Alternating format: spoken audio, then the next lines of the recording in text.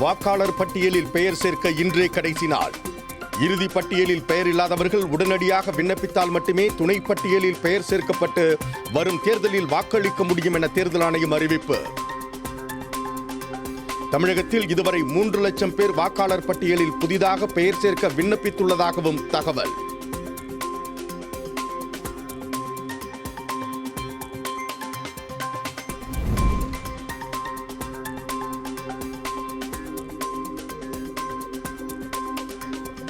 கேரளம், அசாம் மற்றும் புதுச்சேரி ஆகிய 3 மாநிலங்களில் நடைபெறும் சட்டசபை தேர்தலுக்கான வேட்பாளர்கள் வேட்பு மனுவை திரும்பப் பெற இன்று கடைசி நாள். இன்று மாலை இறுதி வேட்பாளர்கள் பட்டியல் வெளியிடப்படுகிறது.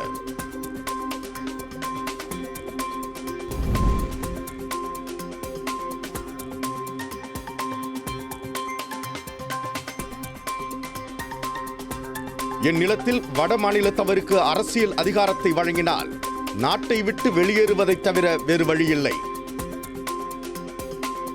கிருஷ்ணகிரியில் நடைபெற்ற தேர்தல் பிரச்சார கூட்டத்தில் நாம் தமிழர் கட்சியின் தலைமை ஒருங்கிணைப்பாளர் சீமான் பேச்சு.